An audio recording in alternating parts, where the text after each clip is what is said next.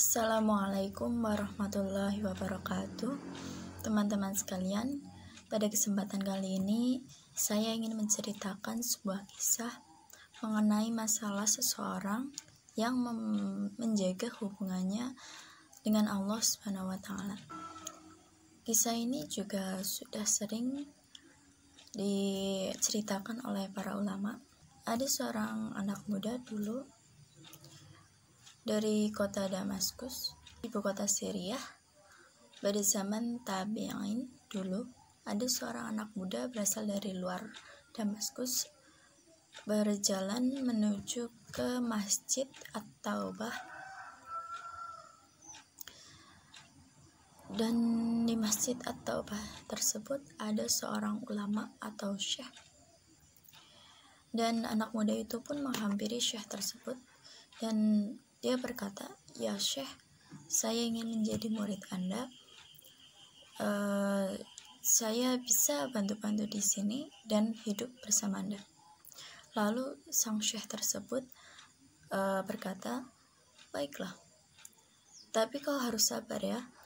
Kau harus makan apa yang saya makan dan kau juga harus minum apa yang saya minum." Lalu anak muda itu pun berkata, "Baiklah." Dan selama 3 bulan mereka hidup serba kekurangan. Terkadang hanya makan apa yang memang ada, tapi jika tidak ada makanan maka mereka berpuasa. Pada saat itu sudah 3 hari sang syekh dan anak muda itu berpuasa karena tidak ada makanan, dan sahurnya pun menggunakan sebutir kurma dan air putih saja. Begitupun juga dengan buka puasanya. Lalu karena sang syekh sudah terbiasa berpuasa, jadi masih memiliki kekuatan, dan pada saat itu sedang mengisi kajian di Masjid At-Taubah tersebut. Sedangkan sang anak muda yang saat ini juga sedang di masjid tersebut untuk mendengarkan kajian dari sang syekh, dia pun karena sedang menahan rasa laparnya sampai punggungnya dibungkukkan dan menekan perutnya untuk mengurangi rasa laparnya, dan dia pun sama sekali tidak paham apapun yang dibahas dalam kajian sang syekh atau gurunya itu. Lalu seketika bisikan-bisikan setan mengelilingi sang anak muda itu dan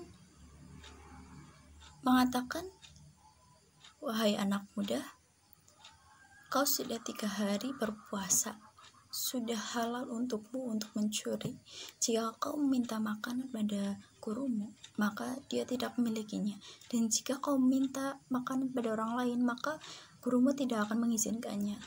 Curilah sepotong roti untuk mengisi perutmu agar kau tetap hidup." Lalu karena sang anak muda itu yang terkena atau tergoda oleh setan tadi, dia pun memutuskan untuk keluar dari masjid itu dan berjalan dari satu rumah ke rumah lain. Dan pada zaman tabi'in dulu, dinding-dinding rumah itu bukan terbuat dari tembok, melainkan terbuat dari batang pohon kurma yang disejajarkan sehingga bisa mengintip atau melihat yang ada di dalam rumah tersebut.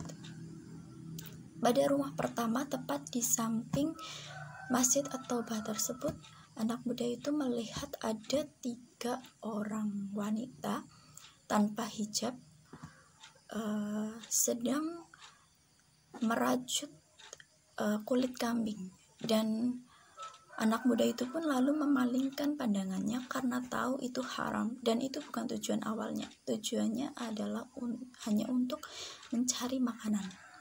Setelah itu dia pun beralih ke rumah yang nomor 2. Saat melihat sekitar, dan keadaan rumah itu ternyata kosong, dan dia pun mencium bau makanan dari dalam rumah itu. Dia pun memutuskan untuk masuk, dan di dapur dia melihat ada panci yang di bawahnya ada kayu bakar yang apinya masih menyala. Dan dibukalah tutup panci itu, dia mendapati 2 buah terong yang sedang dimasak dan sudah matang. Dia pun mengambil salah satu terong dan menggigitnya. Karena buru-buru, jadi dia ingin segera menelannya.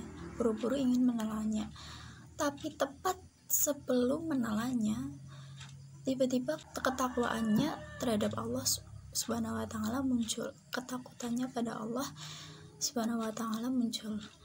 Dan saat itu juga hatinya berkata, "Subhanallah, setan telah berhasil membuatku melakukan 3 dosa sekaligus. Pertama, masuk rumah orang tanpa izin, dosa. Kedua, dia mencuri milik orang lain. Ketiga, dia makan makanan haram."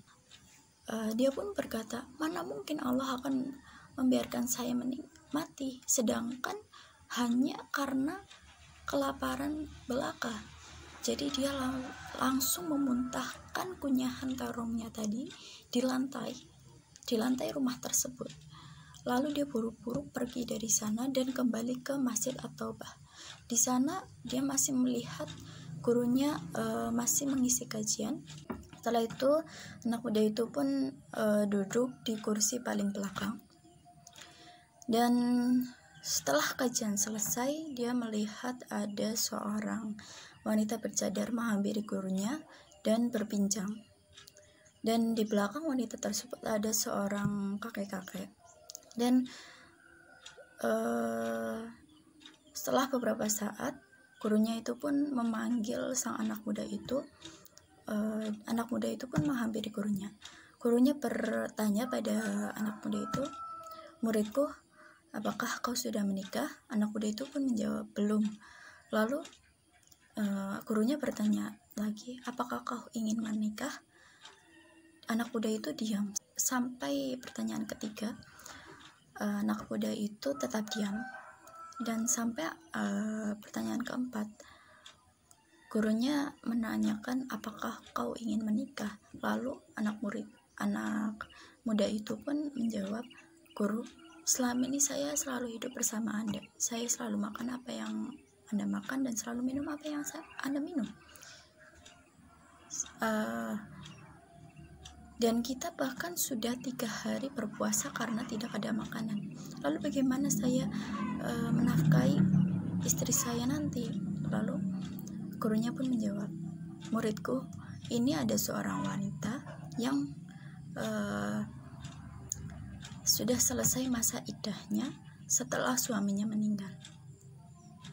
Dia hanya ingin memiliki suami agar tidak menimbulkan fitnah dan yang bisa membimbingnya selalu berada di jalan Allah." Lalu gurunya itu pun menanyakan pada anak muda itu, "Muridku, apakah kau bersedia menikah dengannya?"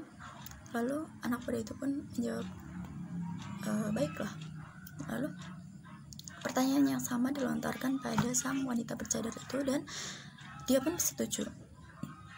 Lalu dipanggillah sang kakek-kakek tadi, yang seorang wali dari wanita tersebut. Lalu dipanggillah 2 saksi. Sang guru itu pun mengambil sebuah kendi di kamarnya untuk dijadikan mahar. Lalu setelah beberapa saat mereka pun ijab kabul dan sudah resmi menikah. Lalu sang anak muda itu beserta istrinya pun kembali dan untuk pergi ke rumah sang istrinya. Dan di perjalanan,